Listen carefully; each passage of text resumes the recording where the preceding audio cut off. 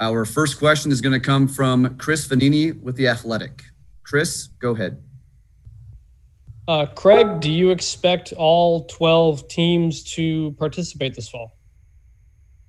I do at this point, Chris. That's a great question. We have some restrictions, certainly in some of our states right now, and we talked that through a little bit, and we're working through those with state and local and county in between governance restrictions. But it might be a little premature, but at this point, everybody is making every attempt and effort to get those variances and clearances. And I know some teams either haven't started yet or are maybe a week or two into the 12-hour stuff. Considering we're 4 weeks away from games and the NCAA had those recommended timelines to come back, how do you feel about the availability of everybody on October 24th? Well, that was one of the questions, and Dr. Islas can maybe answer it better, but from our medical group, and we really focused on that, is 29 days enough? That would be a normal fall practice schedule anyway, Chris. And so, today is the 25th, and if we play on the 24th, and the 29 window is perfect, it's tight. But, there are restrictions on days off and what you can do, and the acclimation period of being able to wear particular helmets and spiders, et cetera, for a few days before you get into contact drills. But you touched on a key point. A number of our institutions, maybe with the exception of one, have minimally been in the 12-hour window for a period of time now. Thanks. Yep.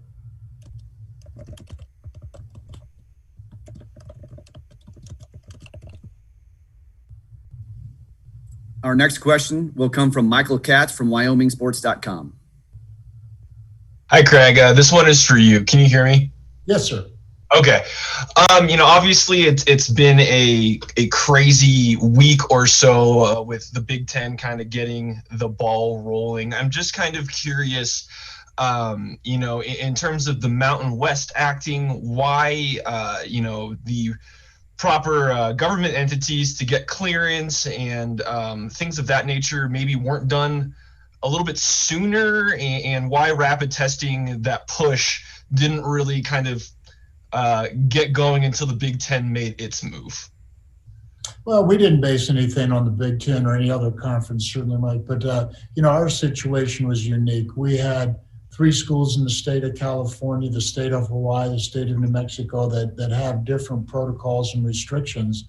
And we're working through those right now and don't have 100% clearances in all areas, but we're working towards those. So I think it's something that it didn't just happen in the last week or based on anybody else's decision, but more that we've been working on this for months now and trying to figure out a way. That the biggest key in all this has been our relationship with Quest Diagnostics and getting the 3 rapid testing antigen tests for each campus. And without that, we wouldn't even be here today. And then just a quick follow-up. A lot has been made of the cost of testing. Do you have any specifics on what a single test will cost and how much it's looking like it could cost for these programs? Yeah, in part, we certainly have an idea. It'll be well into the millions of dollars, but it depends perhaps on the bubble size, the inner bubble, if you will. Let's presume 100 players and 10 coaches and trainers. How many people are in that bubble that will be tested 3 times a week?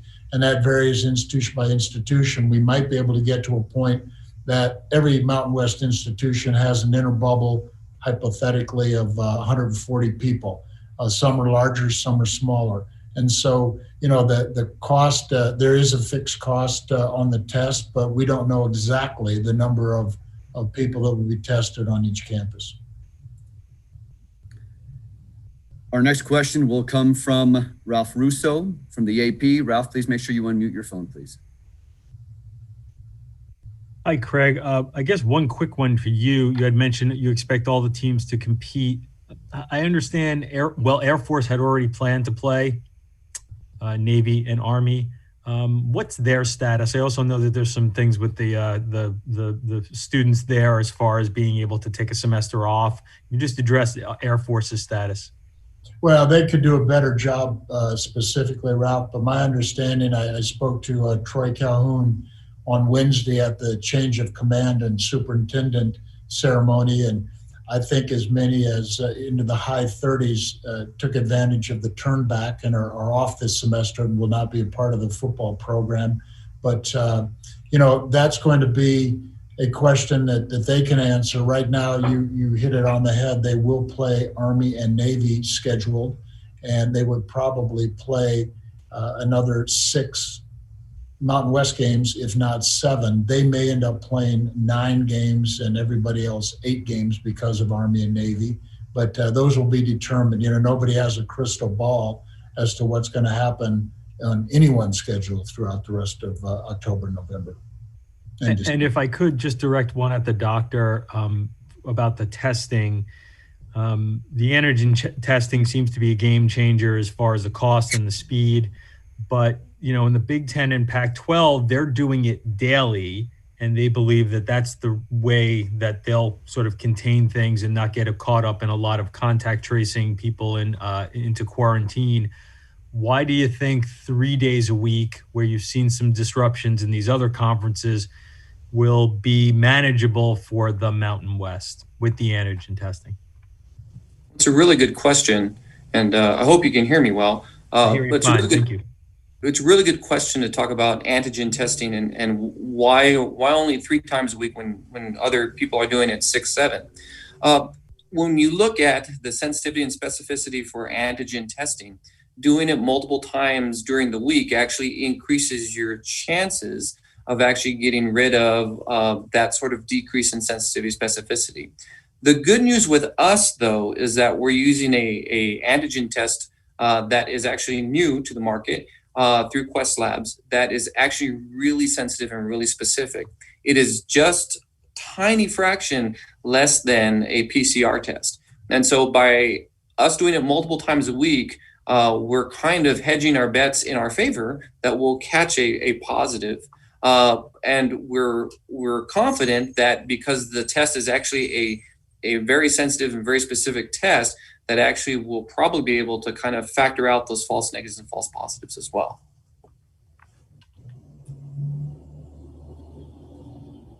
Ralph, one follow-up, if you can hear me, is we have the 3 antigen tests, but if anyone does test positive, we'll follow that up with a PCR. Our next question will come from Kelly Lyle from the Fort Collins, Coloradoan. Craig, as you set these things up, obviously there's the testing and all. What are the various requirements going to be for a team to be able to play a game versus at what point you say it's just not safe for this team to play this week based on testing, quarantining, whatever else, number of players at positions? Well, as we speak, Kelly, the 9 leagues that are scheduled to play or have started to play have variances on that. Some have minimums of 53 players, a specific number. Some have specific per position, and we have to determine that with our athletic directors.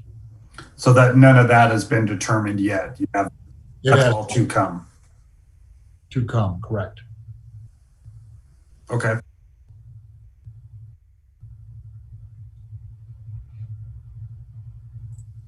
Our next question will come from Adam Rittenberg from ESPN. Hey, Craig, similar to Ralph's question, I'm just wondering kind of the journey to this testing place for you guys, and what else did you consider? Was a daily antigen option on the table, or how did you guys get to this place with your testing?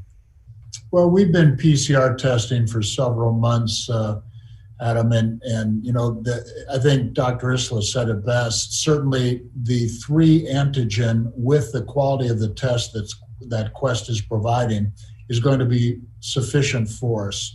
The range is as close to a daily PCR. Obviously, daily would be better than 3 times a week, but we're very comfortable. And hats off to our medical advisory group they've been meeting on a weekly or bi-weekly basis for 4 or 5 months now, and it's something that we talk about on every call. You know, what is a comfortable level for testing? And again, with Quest's support and help and their test specifically, we feel very comfortable that 3 antigen tests with a necessary follow-up PCR is sufficient to get us what we need. And then just a quick follow-up. Obviously, people know about what's going on in California. What about New Mexico and Hawaii specifically, and some of the issues just locally with those states, with your institutions? Well, Hawaii has certainly been talking to their governor and local health authorities, and we've exchanged a lot more information just since this decision was made last night with the president at Hawaii. And certainly they still have some steps to go. There have been discussions about the restrictions in Hawaii now, but you know, I don't want to get the cart ahead of the horse, but certainly we're optimistic that they will be able to resolve some things and that a team can fly the night before a game, play in Hawaii, and return home safely. New Mexico is in a similar situation. Both states still have quarantines if you visit Hawaii or New Mexico, but working with local authorities on our testing policies, if there are additional requirements or demands from those 2 states, but working all through those and hopefully a resolution within the next month before October 24th. The next question will come from Derek Togerson from KNSD in San Diego. Hey, Craig, the 8 game schedule, have you built in any extra dates in there? Will it be 8 games over, say, a 10-week period? We have seen some other schools have to postpone games. Will there be any time in there to, God forbid, there is need for a postponement, be able to make those games up? There isn't. We have 8 games in 8 weeks, and you know, I would fully anticipate that not all 12 institutions in the Mountain West will play 8 games for various reasons, just based on what we've seen the first 3 weeks of this season. And a question for Dr. Davis. Dr. Davis, Mr. Thompson mentioned, or Mr. Isles, I believe, mentioned a different kind of test that's being used. Can you kind of walk us through what that new test is, and maybe if that's going to be something that other leagues and conferences may be able to pick up, and is this kind of a game changer for you? Well, first, I'm not a doctor, but thank you for for the title. The antigen test is Dr. Tony discussed, has what we call lower limits of detection versus some of the other tests that are out on the market today. And at those lower limits of detection, we can detect the virus earlier, and then we have the same we have a better sensitivity specificity around those lower limits. So that's what gives the medical community in the conference the confidence to do the every other day testing, along with, of course, any positives will be reflexed immediately to the gold standard, which is our PCR testing. Our next question will come from Chris Murray at Nevada Sportsnet. For Commissioner Thompson, I'm wondering if the truncated football season will still allow you guys to hit the thresholds required to satisfy the entirety of the media rights deal that you guys signed not too long ago. Too early to tell, Chris. We'll just have to see. You know, we have enough games scheduled to meet those commitments and obligations. I've spoken several times to Fox and CBS just since last night's announcement and decision. And so, you know, right now we have enough inventory, but we'll see how many of those games are actually played. Okay. And then just to follow up on the testing costs, will the Mountain West absorb some of those costs, or is that up to each of the individual schools to pay for on their own? Right now, the Mountain West will absorb 100% of the testing costs. Our next question will come from Chris Matthews from KLAS TV in Las Vegas. Hey, Craig, can I just ask you a little bit? The reports that surfaced yesterday about the kind of relaxing all the bowl restrictions in terms of wins and losses and opening the door for more schools to participate, which I guess makes sense. But can you shed some more light on some of those reports that were circulating yesterday in terms of bowl eligibility and if they're being relaxed? Yeah, the Football Oversight Committee made a recommendation to the council. I believe that'll be voted on in mid-October, that there really are no restrictions. You do not have to have a winning record. There is no 500 record, rather. And right now, I just had a conversation with ESPN about the number of bowls they are still going to sponsor. I will say this, the bowl season will be very unique. The Football Oversight also is recommending December 1st through, I think, January 10th, right up to the national championship as the window. As you know, it can be a challenge for the Mountain West. If we play our championship game on the 19th, Saturday the 19th, that is generally the opening day of bowl season, and we usually play in a couple games on opening day. And so all those decisions are going to be to determine how many bowls there will actually be and what the record has to be. You know, there could be teams playing in bowl games this year with less than a 500 record. And if I can follow up, that championship game, will it be played here in Las Vegas at Allegiant Stadium? No, it's going to be at the site of the highest win percentage team. We'll move on to Kirk Kenny from the San Diego Union Tribune. Hi, Craig. Can you hear me? Yes, sir. Can you talk a little bit more about the schedule? When will it be out? And will the teams be playing the same 8 they had on the schedule originally, and will it be all conference, or how will that work out? A couple questions embedded in there. Right now, Army and Navy and Air Force will be out of conference. There's the potential that a Boise State BYU previously scheduled game could be played. Other than that, it will be all conference. Not necessarily the opponents that were on the scheduled 2020 slate before the pandemic. And everyone is scheduled to play a maximum of 8 games, with the exception of the Air Force situation with Army and Navy. Potentially could be 9. And then how will you guys determine who will be the representatives for the conference championship game? We're going to do it right now. We're still structured on the divisional play, but that's going to be determined and discussed in the coming weeks with the athletic directors. We might just go to the top 2 winning percentages, but right now it's still West versus Mountain divisional play. We're going to try BJ Rains from the Idaho Press Tribune one more time and see if his computer's working. You got me now, Craig? Yep. Okay, sorry about that. I had a similar question before, but if Boise State and BYU do play, obviously there'd be one less conference game. So how many conference games are the teams expected to play, I guess? And is there a minimum number of conference games a team would have to play to be eligible to be in the championship game?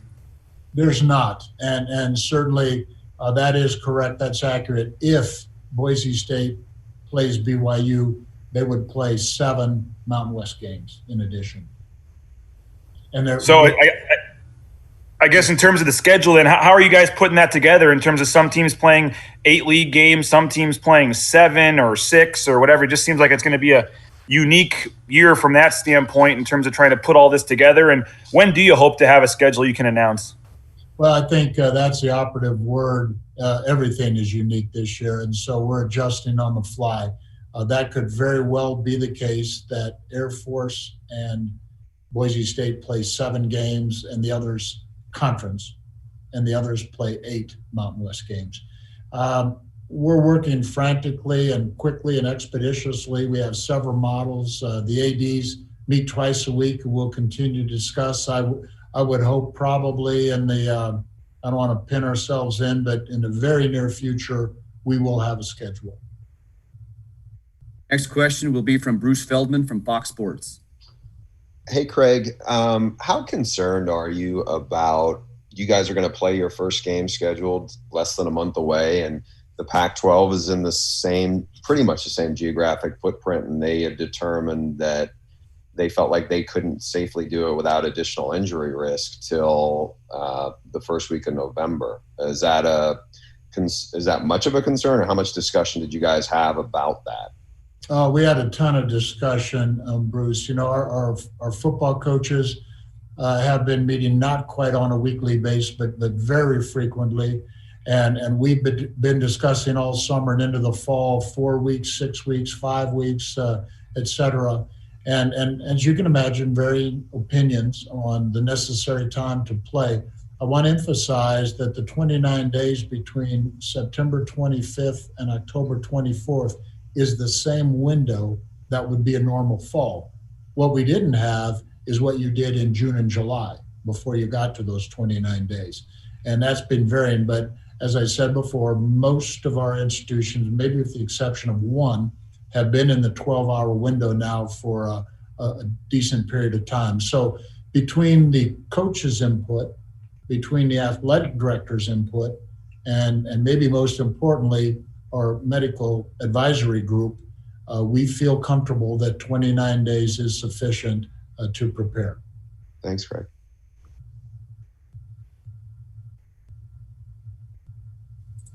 Our next question will come from Julian Delgadio from Fox 5 San Diego. Hey, this is to Craig and Dr. Eastlis, but what happens if there is an outbreak with these just total of 8 games instead of having that 10-game window? Well, I'll take a stab. You know, certainly we will come up with some type of parameters as to when a game would be canceled. And I can't say postponed because we are in an 8-game, 8-week window. There is no place to reschedule it. And so, you know, whatever our league determines as the parameters and the minimums to play the game, we will abide by those. And certainly we will lean heavily on the advice of the medical advisory group to help us put those parameters and bumpers in, if you would.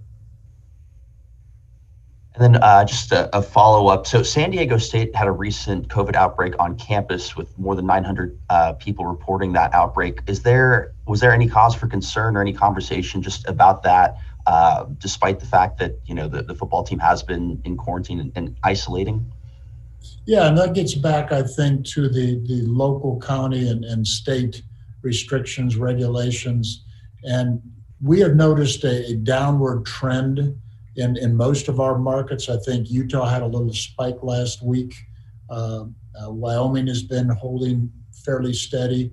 And, you know, certainly the situation on campus is of great concern. And, you know, maybe that's where Dr. Papazian would want to jump in. We discussed that with the board. You know, we are going to be, our determination will be made by what's happening in our local communities and what's happening on our campuses. We're hoping that we can play 8 games starting October 24th, but there is absolutely no guarantee. I would only just say that we're always concerned about outbreaks on campus. In terms of play, this is where the bubble is so critical. And this determination will be made by the local authorities in San Diego. And of course, President De La Torre will be, you know, the lead on that. We're optimistic that the outbreak will be under control by that time. And we have confidence that certainly in terms of the football program, that they've been successful in maintaining the bubble and the quarantine. We'll take our next question from Jeff Grammer from the Albuquerque Journal. Hey guys, I do have 2 questions. And Dr. Papazian, since you're there, let me reverse these and ask you this one first. There is an obligation for you for an entire campus, not just the football team. I'm curious if the Mountain West as a whole or you as a university president have any thoughts on the transparency topic. Should teams be disclosing their number of positives? I know that's come up with some other schools and some other programs that are already playing. Should there be a weekly release of positive tests? And what obligation do you have to tell your campus community how many football bubble members test positive each week? Well, let me just say each campus leader and each campus will determine how they want to report cases or exposures or those kinds of things. We have activities going on campus right now. We may be primarily virtual, but we do have labs happening on the research side, on the teaching side. We've got the band practicing. We have dance going on, and so we're constantly informing our campus on where things stand. Not always the specific numbers, but certainly the process and whether there's any areas where we need to be concerned. And the football program is one program out of all of our programs on campus, and it would fit in the same approach that we take for communicating with the campus more broadly. And so to be clear, anybody there won't be a requirement to release individual team testing numbers, like on a weekly injury report or something? We have not determined that, Jeff. I don't think there will be, but we could discuss that, and it could come differently, but right now, no. We are nearing the end of this Zoom call. We'll take a couple more questions, and we'll start with Kyle Bonagura from ESPN. Yeah, this question is for Dr. Papazian. As of yesterday, San Jose State still hadn't submitted its return to play plan to this County of Santa Clara, which is a requirement from them to even start practicing again. And you also face the cohort limit from the state. So, we talked about the window to prepare. San Jose State actually can't meet that window. So I'm wondering what's the most realistic timeline to get both of those approvals before you can start the acclimation period to get ready for the early October 24th start date. Yeah, thank you for the question. It's actually, those conversations are happening as we speak. And we've actually been working closely with Stanford University, which is also in Santa Clara County, with our public health officials. We have confidence that we'll find a solution pretty quickly in order to address the concerns. We've been very fortunate on campus that we haven't had outbreaks like we've seen at other institutions, and so the county is working with us, and we're optimistic that we'll be able to put a plan together that will meet with the appropriate approvals with all the guidelines in a quick enough time where we can be comfortable that our student athletes will be prepared for the start of the season. So do you think you'll be able to practice by next week then? We're working very hard to be able to do that, yes. I don't make all of those decisions, so I can't say yes or no, but certainly those conversations are happening. We have a really good plan, and we're and the county has been very open to having the conversations with us.